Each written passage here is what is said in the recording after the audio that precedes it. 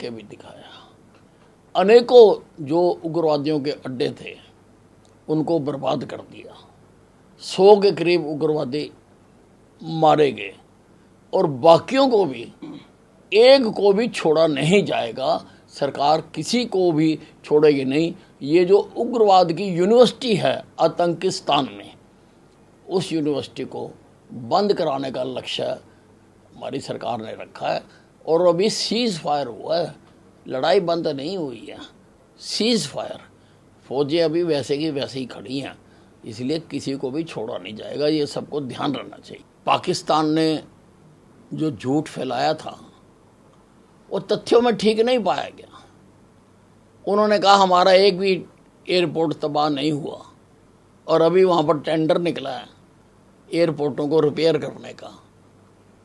तो उसी प्रकार से जो हमारी उपलब्धियां हैं, जो हमने सटीक निशाने मारे हैं, जो टेक्नोलॉजी में हम पूरी तरह से कामयाब रहे हैं, जो ठिकाने ढूंढने में हमारे इसरो ने हमारा योगदान दिया है, हमारे अपने सैटेलाइट ने, तो ये सब जाकर वर्ल्ड कम्युनिटी को बताने की ज़रूरत है, ताकि उनको हिंदुस्तान की असली ताकत का पता लग सके और पाकिस्तान के झूठ का भी उनको बताया जा सके।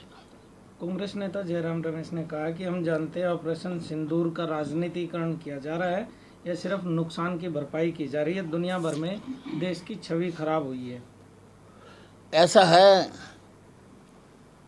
अब ये जो इतनी सफलता प्राप्त करी है, ये सबको हजम नहीं हो रही है, इसीलिए ये इस प्रकार की बातें कर रहे हैं। और कहीं पर भी इसका राजनीतिकरण नहीं किया जा सकता। कल हमने तिरंगा यात्रा निकाली, कहीं पर भी भाजपा का नाम इस्तेमाल नहीं किया गया। मैंने अपने नाम से, मैं शहर का नुमाइंदा होने के नाते, मैंने खाली विधायक की तरफ से पत्र लिखा सबको, मैंने मंत्री की तरफ से नहीं लिखा। इतना बड़ा शो आज तक अम्बाला की इतिहास में नहीं हुआ। घर घर से लोग निकल कर आए,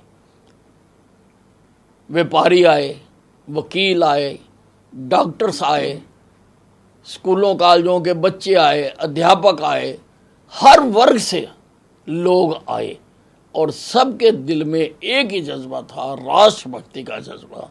एक एक नारा राष्ट्र प्रेम में लगाया गया, झूमे लोग राष्ट्र प्रेम में। तो कहीं पर भी राजनीति नहीं थी।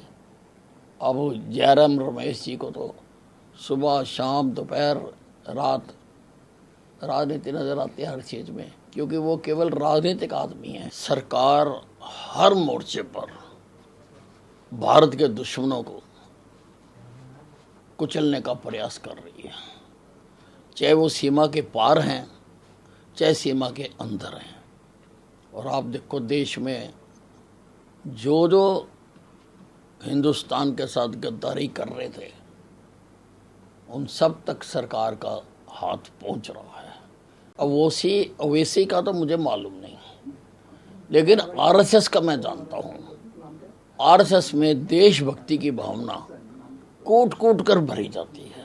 पहले दिन से जब कोई शाखा में जाता है, किसी शिविर में जाता है, तो वहाँ पर केवल देशभक्ति की ही बातें होती हैं, देशभक्ति के ही गीत गाए जाते हैं। लोगों में देशभक्ति की भावना सर्वोपरि रहे, इसकी कोशिश की जाती है। युद्ध के महानायक हमारे देश के प्रधानमंत्री नरेंद्र मोदी जी ने पहले दिन कहा था कि हम उग्रवादियों को अंदर घुसकर मारेंगे। हमारी लड़ाई उग्रवाद के खिलाफ है, और वैसा उन्होंने करके भी दिखाया। अनेकों जो उग्रवादियों के अड्डे थे उनको बर्बाद कर दिया। 100 के करीब उग्रवादी मारे गए और बाकियों को भी, एक को भी छोड़ा नहीं जाएगा। सरकार किसी को भी छोड़